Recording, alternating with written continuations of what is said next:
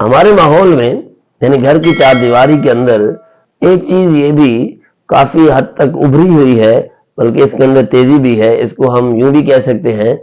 کہ اپنے آپ کو الگ تھلگ رکھنے والی بہو. یاد رکھیں، ساس جو تمہیں پسند کر کے لے آئی ہے، اپنے بیٹے کے لیے اس نے پسند کیا ہے، تو کافی ساری امیدیں لگائی ہوتی ہے، دل کے اندر خیالات ہوتے ہیں، ذہن کے اندر سوچیں ہوتی ہیں کہ میں اس کو اپنی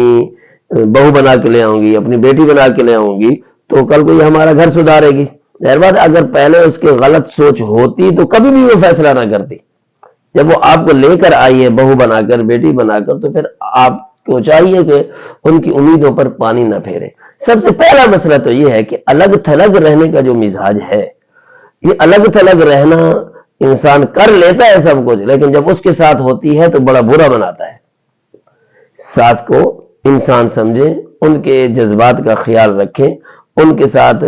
دوست کے انداز کے اندر بھی رہیں. جس طرح ماں کے ساتھ انسان کبھی گپ شپ کر لیتا ہے، ان کے ساتھ بیٹھ جاتا ہے، اور کبھی مشترکہ کام بھی کر لیا کرے، مثال کے طور پر کپڑے دھونے کا، یا سبزی کاٹنے کا، یا کوئی کھانا پکانے کا، یا اسی طریقے سے کوئی چھوٹے موٹے کام جو ہے مل جل کر کرتے رہنے سے آپس کے اندر تلخیاں، دوریاں، نفرتیں اور ایک وہم اور خیالات جو ہیں وہ کافی حد تک دور ہوتے رہتے ہیں. اور بدگمانیاں خاص طور پر، اس نے میرے بارے میں یہ سوچا ہوگا، یہ کہا ہوگا، فلاں کے ساتھ کھڑی تھی، میرے بارے میں کوئی بات کی ہوگی، ساری چیزیں ایسا ایسا دھل جاتی ہیں، بلکہ بڑی تیزی سے بھی دھل جاتی ہیں جب خوش دلی کے ساتھ ان کے ساتھ بیٹھیں گی. اور کچھ خاندانوں کا یہ مسئلہ ہوتا ہے کہ وہ ساس کے ساتھ ان کی لڑکیاں بیٹھتی نہیں ہیں،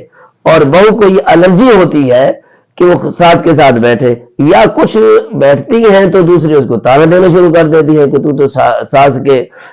دم چھلی بنی ہوئی ہے، تو اس کے پیچھے لگی رہتی ہے. تو یہ چیزیں خاندانی روایات کو، خاندانی نظام کو بہت ہی زیادہ نقصان پہنچا رہی. اور کبھی بھی اپنے آپ کو الگ تھلگ کہنا، سمجھنا یہ میرا گھر ہے، میرے کپڑے ہیں، میری چیز ہے، میرے اختیار ہے، میری مرضی چلے گی، نہیں، ایسا نہیں. بلکہ ہم کا لفظ استعمال کیا کریں، ہمارا گھر ہے، یعنی مشترکہ لفظ بولا کرے، تاکہ اس کے اندر کسی قسم کی جدائی الفاظ میں بھی نہ آئے. اس سے پھر پریشانیاں بڑھتی ہیں.